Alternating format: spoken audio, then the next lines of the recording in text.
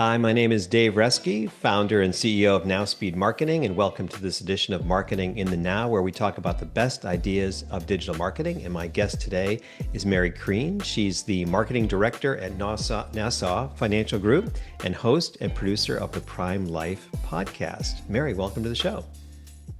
Thanks for having me, David. I've enjoyed our conversations. Having you on Prime Life, it was quite a treat for us. So I appreciate being here today with you.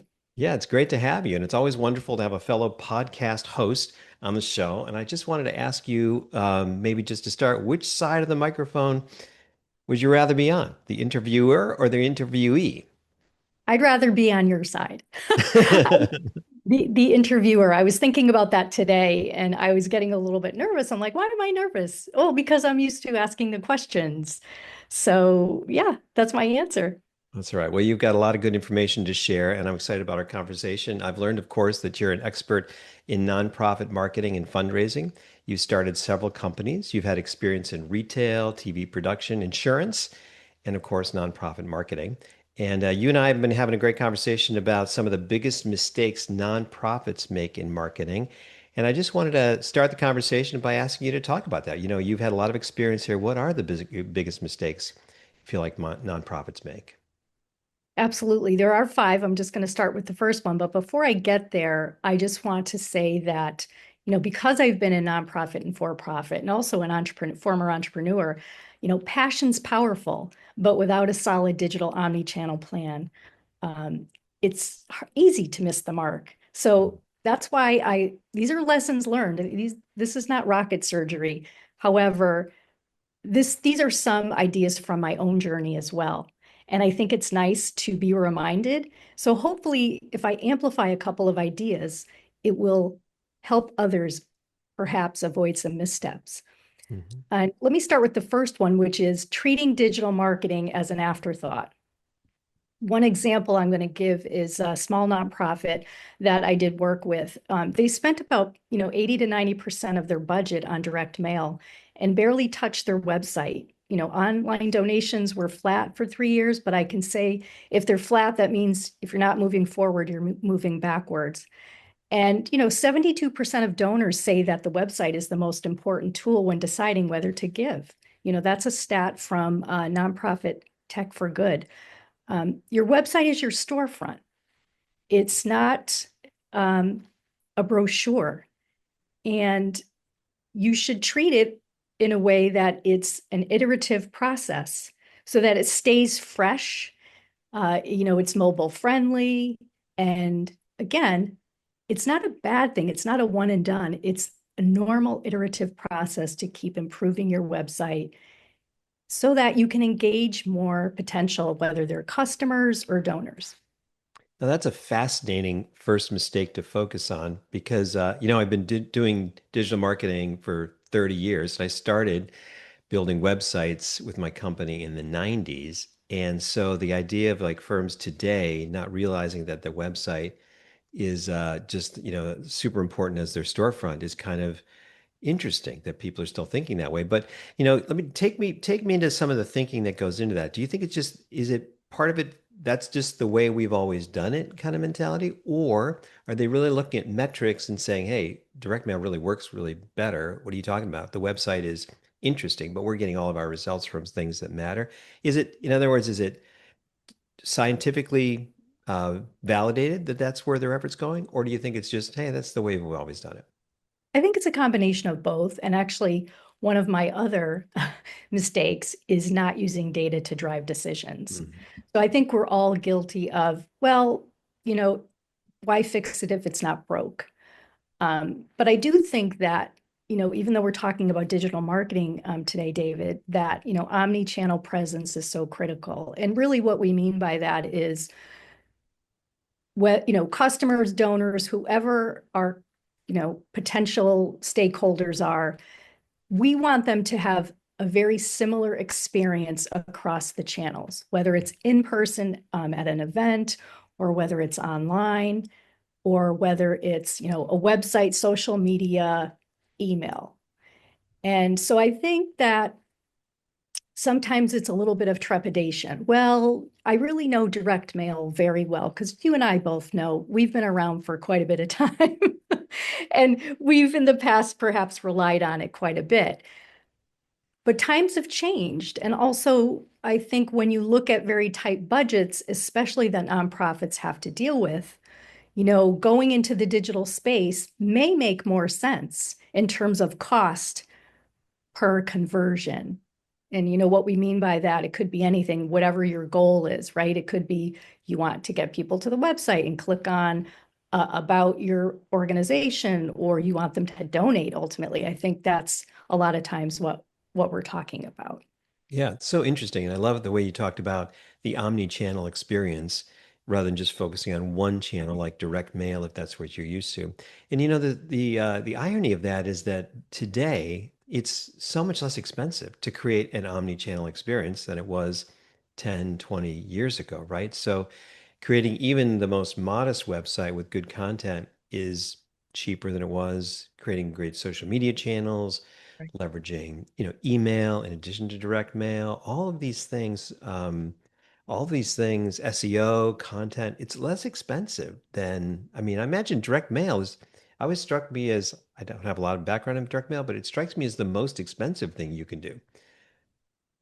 I What think do you- it is. I think that, and perhaps I'll go to what I call more traditional marketing, which is TV still, right? TV or Mhm. billboards. Billboards, maybe not so much in terms of expensive, in terms of if you're comparing, trying to compare apples to apples versus apples to watermelons.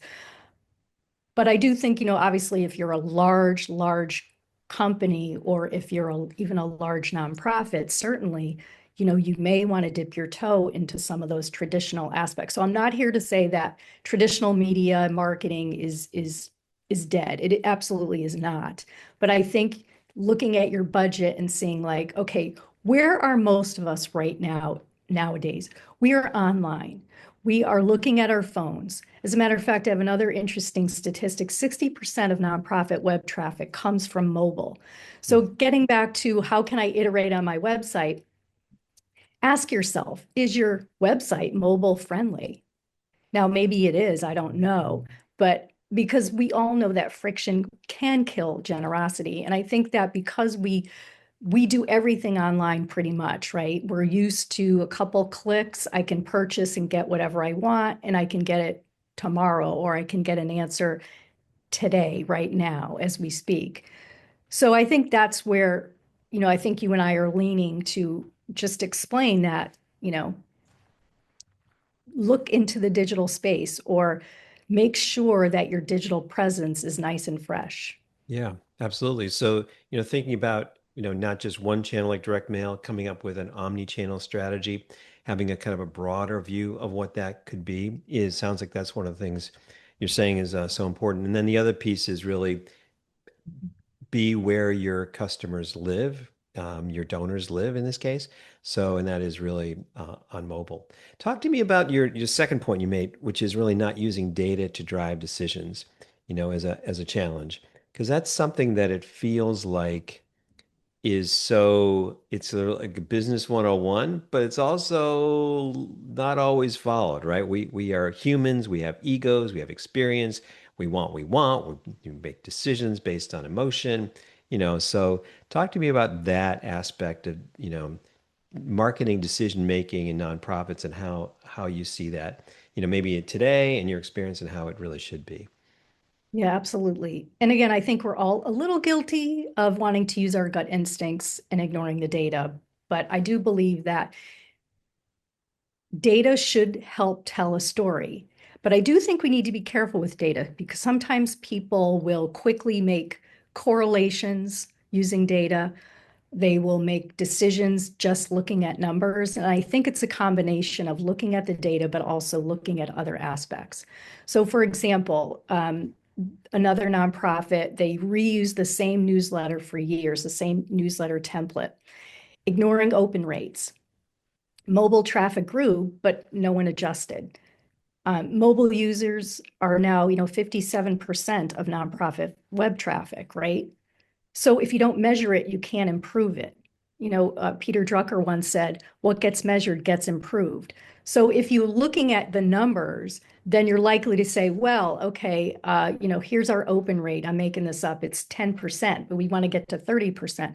Well, if you're not looking at it, how would you even know? Or looking at your website traffic, where's the web traffic coming from? Are we able to determine so that we can lean into that platform or that channel to improve our web traffic? Because I think we all know a little bit that sometimes I like to say it's a numbers game statistically. The more traffic you have, perhaps the more conversions you will get. And the same goes for social media as it relates to followers and engagement and whatnot. So after tracking, donor behavior and segmenting outreach, um, this organization saw a jump in their engagement and giving because again, they were looking at the numbers. But again, it's easy to avoid. And without data, it's just another person's opinion. And we know we all have opinions. And some of them are good opinions and some of them are a little bit misguided. So I hope that answers your question. Yeah, absolutely. On the data side with nonprofits, do you think there's a tendency to kind of throw the baby out with the bathwater and basically say, look, we're a small nonprofit. We can't afford a full-time data analyst. What are you crazy? We can't do that. So we're just not going to, we're going to ignore the data altogether and just do what really has worked in the past or what feels right to us. And, I guess my question is, are there tools today that make it easy enough for most business leaders and many business leaders, or specifically marketing leaders, to be able to understand the data and make some inference or decisions? Yeah, I totally agree. Yes, because we have Google Analytics, and even when you're using social platforms like Meta, you can see, you know, you can see the data and you can look at it and you can analyze it and you can teach yourself. So I'm one of those individuals that data doesn't come easy to me looking at spreadsheets. I tend to like get a little bit overwhelmed still to this day. But if you chunk it out and you say to yourself, let me take this step by step. The other thing that I want to reiterate here too is that, David, there really isn't ever one single strategy or tactic that is going to be what a lot of times we refer to as the silver bullet. And so I think it's important to understand that. Also, don't be afraid to test. Mm. We have something called A/B testing. I'm sure you know it extremely well. And really, it's just coming up with a couple of different variables and say you're testing which email is going to work better. And so you change out a few of the variables in there, and then you look and you measure, did they like the imagery? This had a different, message, take a look and don't be afraid, even as it relates to social media marketing, ad campaigns, excuse me, same thing. Take a look. It's okay to make mistakes. It's okay to keep trying and see what works because we don't always know. Now, while a platform like Meta, they will serve up and optimize for you. You put the image in, you put the headlines in, and the call to action, and then using AI, they optimize for you. So, yeah, that's helpful. But again, you need to also look at the data and see, is this really helping me achieve the goals uh, that I set out to achieve? And I think that's without going too much, that's another piece of a mistake in that being clear about your goals. What is it that you're trying to accomplish with your marketing? I think, again, even if it's like, and I think it's better to be one sentence, what is it that you want to achieve? Put it down. It's okay if you change it. And I think really that for me, that's like a big message that I want to convey. It's okay to change your mind. All of the plans that you make with any business or nonprofit, it's meant to be a living, breathing document. Yeah, I think that that's very powerful. There's a popular concept about the one-page marketing plan, but you could also have a one-page campaign plan that if you say we're doing direct mail or we're doing Right. a Google ad campaign or doing SEO content programs or we're doing Exactly. what email, whatever. You could have a one-page campaign plan that says, here's the goal, here's the purpose, here's the expected result, here's the investment. And it kind of helps you have a very clear just direction on that. Let me come back to something you said about the silver bullet, because I think it's very interesting. In the nonprofit world, do you think that that's because we had a silver bullet? It was direct mail. And I imagine that, successful nonprofits that use direct mail have done it very sophisticated in a very sophisticated way. Nobody is just like saying, "Oh, let's send a lot of letters to a bunch of people and hopefully they'll respond with something and we'll just tell them about our organization and I'm sure they'll send us money." Nobody's doing that, right? There are Yeah. professionals that understand that medium really well. The messages, the how exactly what the letters should be like and say and the targeting because it's expensive, right? So there's there's professionals there. And our nonprofits kind of looking for the equivalent in the digital space of like, hey, we got this plate spin in direct mail. We need a silver bullet here. When in the digital space, it's more like, the omni channel is really the answer. I don't know. How do you feel about that thinking? No, I think you make a very good point, and I will just add to it, really, and that's something you just said. They're the larger nonprofits, for example, they have the resources to hire people and know exactly what they're doing. But if you notice, and this is just my opinion, David, they're also that nonprofit is also on TV. That nonprofit is also showing up um, in social media paid ad campaigns. You go to their website, and what are you experiencing? You're experiencing omni-channel presence, which means it's a similar experience. The messaging, the imagery, it all feels the same. Now, things change out depending on who you are. Very sophisticated organizations are able to do that. But getting back to your point, it's one element that works in concert. Really, it's like being a conductor of an orchestra, Yeah.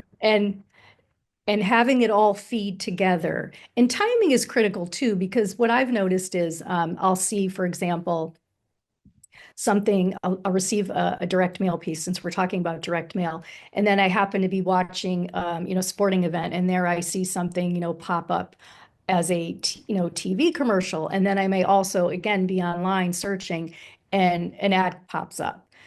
Slightly different, but essentially the consistent messaging, again, feeling, again, it's that omni-channel presence. So I don't know if I've answered your question. Yeah, absolutely. So that's really when you've created an integrated campaign, the user Right, really sees that the nonprofit in this case you're finding it digitally, you're finding it in the direct mail. And the interesting thing is, we talk about the numbers, but one of the challenges of our market is that you may send a direct mail piece, but the person right, responds through an organic search, or they click on a paid ad when they really read a piece of content, or they saw you on the billboard or TV ad, and then they do an organic search and they respond. So we almost always measure the last click in the data when right. the omni-channel approach as you described is usually what works best, but it's sometimes it's hard to attribute the actual response to that. So the high quality organizations do a good job in all channels, right? So we don't want to you know measure that. So I don't know, how do you feel about those challenges of measurement and data attribution when No, it I profit? think you hit the nail on the head. And I also would add to your points that a consumer's or a donor, doesn't matter, the consumer, their journey used to be more linear. Hmm. And it's not anymore because of all the things that you mentioned, David. So it really is more complex. That can be confusing. And yes, I think, but it goes back to planning, start out how you're going to collect the data, what you're going to then do with it, and and how you're going to tell that data story so that you will not necessarily get caught off guard by making assumptions, making correlations that perhaps are erroneous. But I think the more information, and well, let me rephrase that. That's not true. I think it's good to have information. I do think there's also information overload. I've talked to individuals that friends of mine who do design thinking for companies. They're consultants, and they've said that you'd be surprised, Mary, go into a large company and they have so much data. that they're getting overwhelmed by it and they're losing track of what they were really measuring. And sometimes they're not even thinking about what they should be measuring. So again, this applies to whether you're an entrepreneur, whether you're in corporate, or whether you're in a nonprofit. So Yeah. I think it's balancing that, you know. Yeah, absolutely. I think that's a really important point because and I think about like the world of AI that we're moving into now, right? So if you ask ChatGPT, what are the things I should measure in a digital marketing campaign? It will give you all of them, right? Right, And it's kind of it really takes an expert to really understand what's important and what's not important in the context of that right. specific campaign or that company. But once you understand that, then you can really whittle it down to a few KPIs. My problem is I start to extend those KPIs and say, we're only going to measure three things in this campaign. Oh, well, there's these other five. Let's make it eight. Oh, what about these other four? Let's make it 12. Then you start to add it. Now we're looking at 16 or 18 or 25 KPIs, and it's kind of crazy. But sorry to digress. So what I'm saying is I think, an expert, getting expert opinions can really help you distill that into the most important KPIs that can most make the biggest difference and help decision makers figure out what's really going on, No, but you've got I to have think that. what you're saying again, I think what you're saying again is spot on with KPIs, and we're all guilty of adding them on.